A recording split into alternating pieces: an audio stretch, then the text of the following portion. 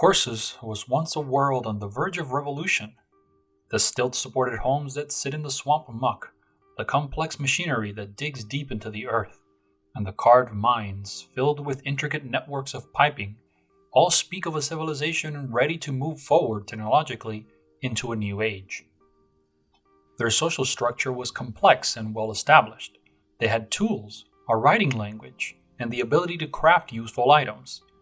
They held a governmental system of leaders, a community that adhered to the voice of the people, and even local gatherings such as taverns. A lot of the clues to these can be found in the scattered buildings that were once home to the people of Corsus. Most importantly, these people had managed to establish a foothold in a land that held only hostility and danger. The creatures of the swamps are relentlessly aggressive, as we come to see in our exploration of the place. Still, those of Corsus built fences, and slowly they made the land their own, using the natural riches of the swamp to further themselves. And yet, when we first set foot in Corsus, we find only the ghosts and shadows of what once was. From the moment our boots sink into the foul mud, we find ourselves in an endless struggle to survive. Strange humanoids, their bodies covered in boils and pus-filled growths, move towards us with a slow, relentless pace. Beasts covered in shells and chitin rush from every direction in an attempt to devour us. Even the locals, blue-skinned elf-like beings with blades and guns, assault us. They appear normal, yet come at us with the same ferocity that the beasts of the swamp have. Fairly early into our trek, we encounter a rather strange woman perched upon a makeshift throne of wood and rope. She tells us of the Iskal, and that she is their queen. We are offered a path to join the Iskal, though no real explanation as to what the Iskal is actually given. Only the promise of freedom from pain, through the ministration of the Vixworm. It all strikes as extremely odd and more than a bit worrisome. Still, she has a task for us. We have come to Corsus in search of its guardian. We must acquire the heart and bring it back to Rome if we are to continue our quest. However, the Queen offers us an alternative, to bring the heart of the beast to her. In exchange, the Iskal offer us great rewards. Despite our hesitation to join this Iskal, we accept her quest and set forward. The swamp offers up many challenges, but eventually we find the beast within the mine and vanquish it, retrieving its heart.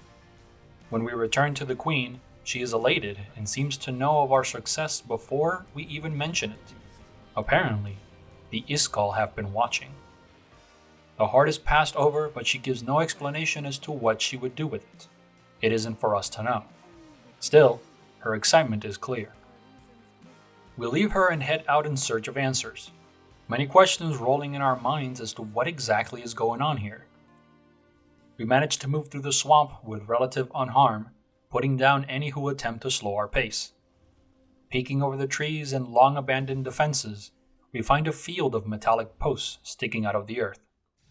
At first glance, these are reminiscent of tombstones. Indeed, this entire place appears to be some sort of cemetery. It is in this place of death that we have our first link to the truth of the matter. An old shed sits vigilantly over the standing tombs before it. Resting quietly at its foot is a woman, an elven being like those we have fought on our way here. She does not wish to fight, though.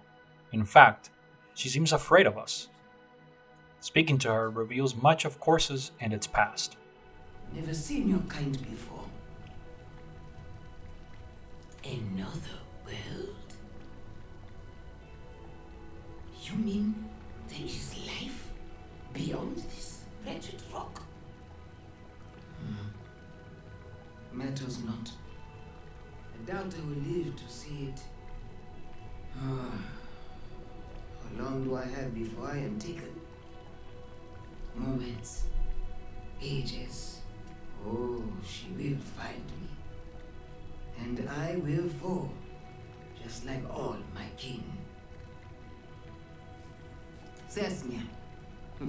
She calls herself Queen and claims to be our guiding light. My kin were deceived into embracing the Iskal. A curse worse than death, it devoured my kin from the inside, turned them into horrid husks. Many of us fled rather than embrace the Iskal. We have fallen, one by one. So for now I hide, until I am found. It is comforting in a way to learn there are worlds beyond this one, where the Iskal never find them. We have made a terrible mistake.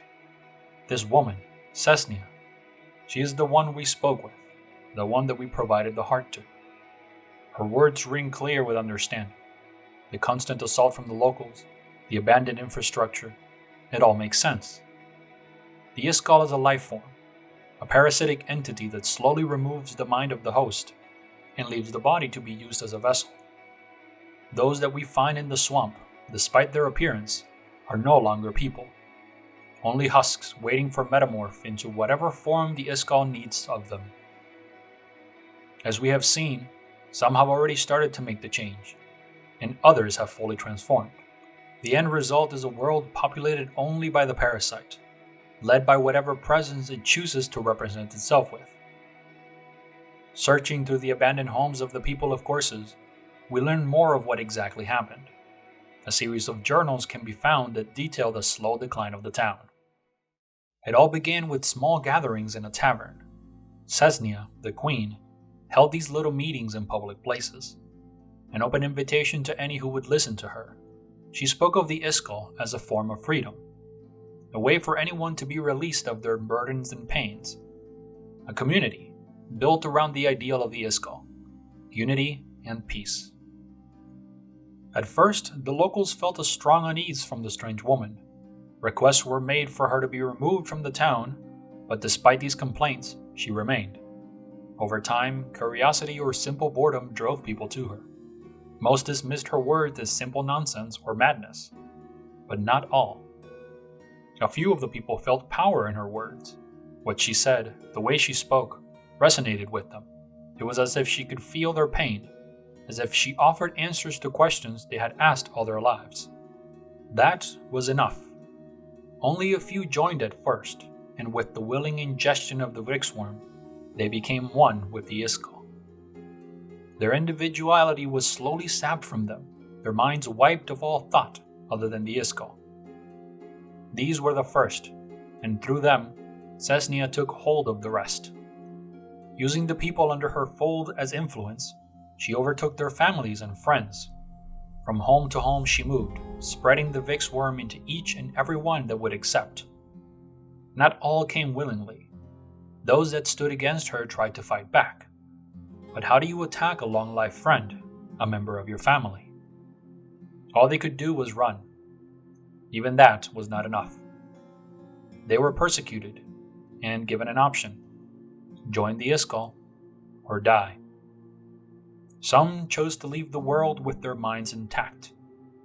The rest, the lone elf in the graveyard is all that remains, and she knows that in time, she too will fall, one way or another. The Iskal is a hive mind, a single entity occupying many bodies. Each one is connected, and they all move as a single form with only one goal in mind: to consume, to grow, and to live. When we next find the Queen, she has moved to a more suitable location. Her form too has changed, growing in both size and power. I believe that this is what she desired the heart for, to use it as a catalyst in her ascension. The Iskal may be one being, but she stands as the head. Here we are presented with a choice. If we speak to her, she will show us kindness for having helped her. However, this is only given once. If we return to her as we are, she will attempt to remove us. We are a threat, after all. If we become infected by the Vixworm, we may return to her and choose to cast our lot with the Iskal. We do her one last favor: take a vial of the Vixworm and use it to infect the one remaining member of the Corsus people.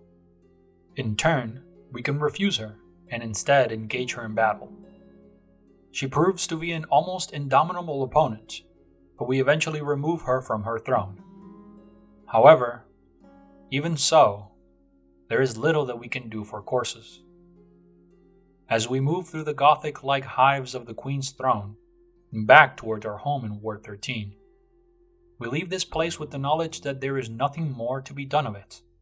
No cure, no resurrection of the people. As the elf said, all that remain are mindless husks and the Vix worm within. Even with the removal of the Queen, the Iskal remain. They cannot be killed. Corsus will forever be a place of loss and pain, a land filled with bodies but no people.